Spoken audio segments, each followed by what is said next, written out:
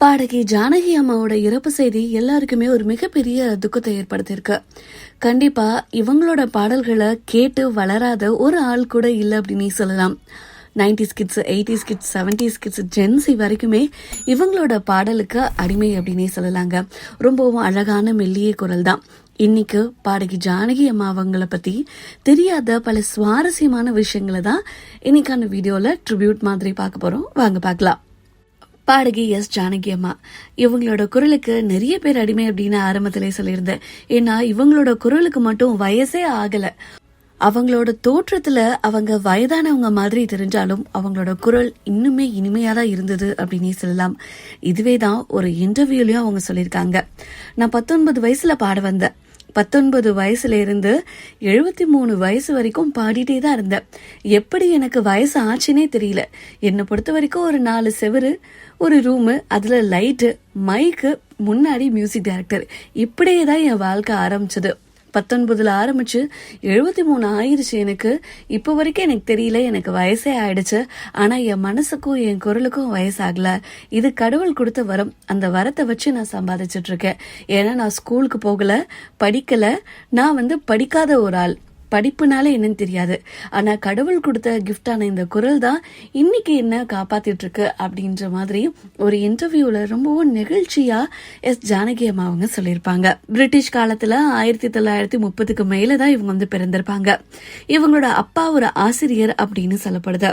அதே போல இவங்க 9 வயதிலேயே மேடையில ஏறி பாட ஆரம்பிச்சுட்டாங்க அப்படின்னு சில செய்திகள் சொல்லப்படுது. சினிமா வாய்ப்புக்காக இவங்க சென்னைக்கு வந்திருக்காங்க. அப்பதான் இவங்களுக்கு 19 வயசுல பாடுறதுக்கான வாய்ப்பும் கிடைச்சது. தொடர்ந்து பாடிட்டே இருந்தவங்களுக்கு 1951ல ராம் பிரசாத் அப்படின்ற நபர் கூட திருமணம் நடக்குது.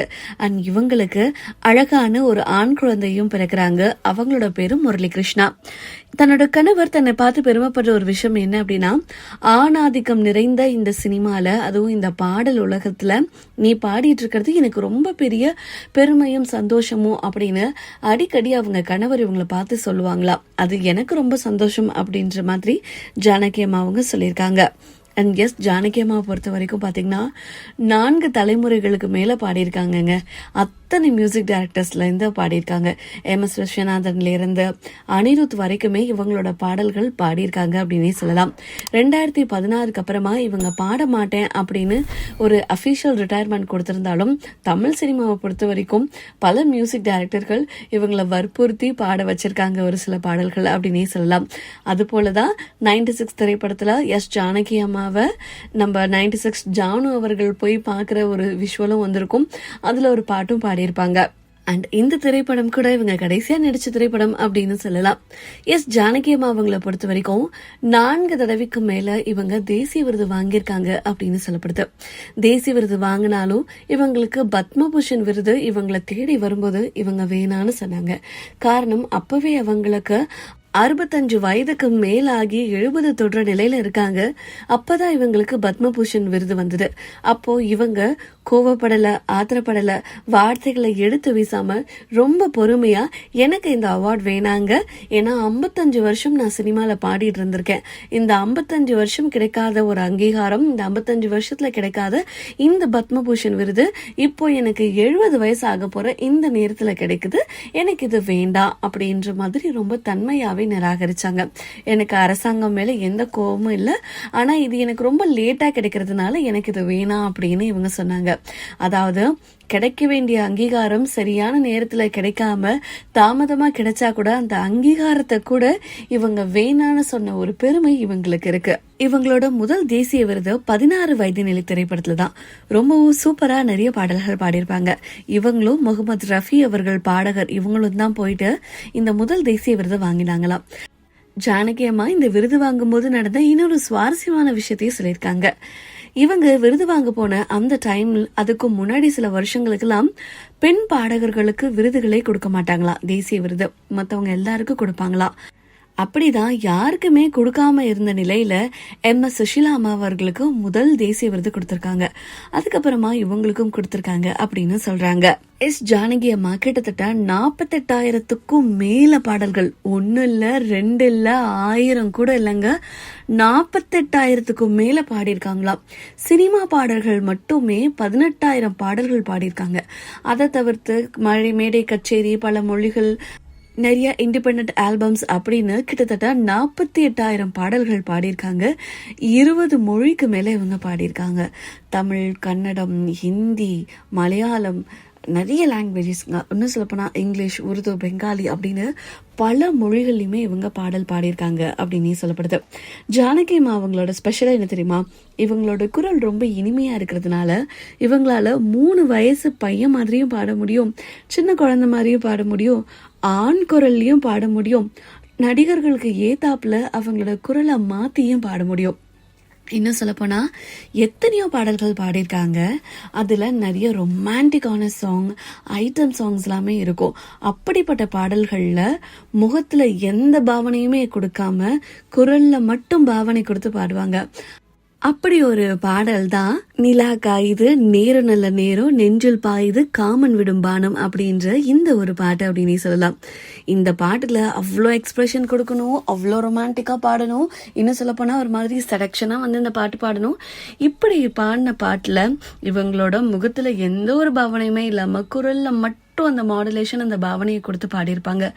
இத பத்தி தான் ஒரு இன்டர்வியூல மனோ அவர்கள்கிட்டயுமே சொல்லியிருப்பாங்க. பாடகர் மனோ அவர்கள்ட்டையுமே இப்ப இருக்கக்கூடிய இளம் பாடகிகள் எல்லாருமே கத்துக்கணும், மாடுலேஷன் அந்த ஃபேஸ் எக்ஸ்பிரஷன்ல கொடுக்க கூடாது, குரல்ல கொடுக்கணும் அப்படின்ற மாதிரி சொல்லியிருப்பாங்க. எத்தனை 1000 பாடல்கள் பாடினாலும் இவங்க கன்னடத்துல சிவ சிவ என்னடா அப்படின்ற இந்த ஒரு பாட்டு பாடுறதுக்கு ரொம்பவும் கடினமா இருந்தது அப்படின்னு சொல்லியிருக்காங்க. அதே போல இவங்களுக்கு நாதம் என் ஜீவனி அப்படின்ற ஒரு பாட்டு பாடும்போது அவ்வளோ பிடிச்சிருந்ததாம். அவ்வளோ ஸ்ருதி ரொம்ப அழகாகவும் பாடினாங்களாம். இந்த மாதிரி பாடல்கள் கேட்கும்போது பாடிட்டே இருக்கணும்னு பாடகர்களுக்கே ஆசையா இருக்குமா. அப்படி வந்து ஸ்பெசிஃபிக்கா இந்த பாட்டையுமே சொல்லியிருக்காங்க. அண்ட் இன்னொரு பாட்டும் அவங்க சொல்லியிருக்காங்க, மார்கழி திங்கள் அல்லவா. இந்த பாட்டுல கடைசியில அவங்க ஒரு ராகம் எழுதிட்டே இருக்கணும். அதுக்கெல்லாம் வந்து தேசிய விருதே இவங்களுக்கு கிடைச்சது. அதுவும் ரொம்ப கஷ்டப்பட்டு நான் பாடினேன். ஆனா எனக்கு அந்த பாட்டு ரொம்பவும் பிடிக்கும்.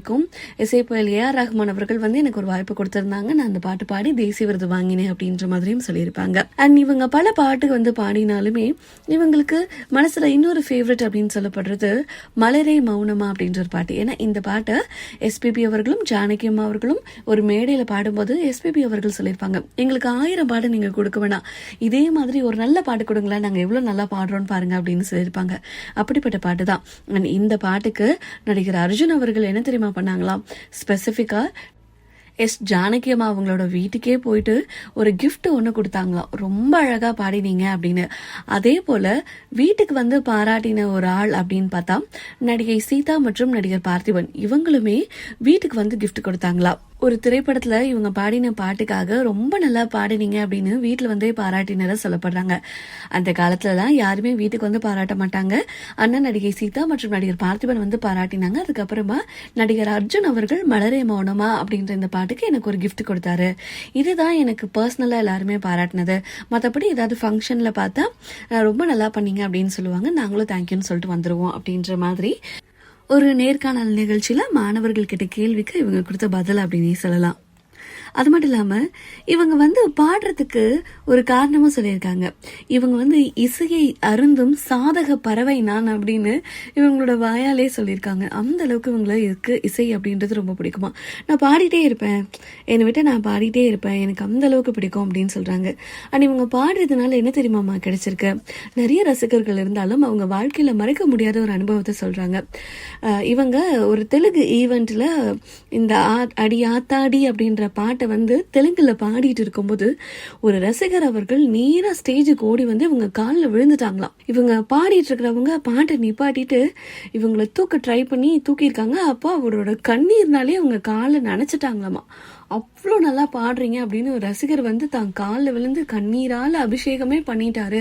எனக்கு அது வந்து வாழ்க்கையில மறக்க முடியாத ஒரு தருணம். இப்போ வரைக்கும் எனக்கு அவ்வளோ நிகழ்ச்சியா இருக்கும். அந்த அளவுக்கு ரசிகர்கள் வந்து எனக்கு பாராட்டுறாங்க, எனக்கு அந்த அளவுக்கு இடம் கொடுத்துருக்காங்க.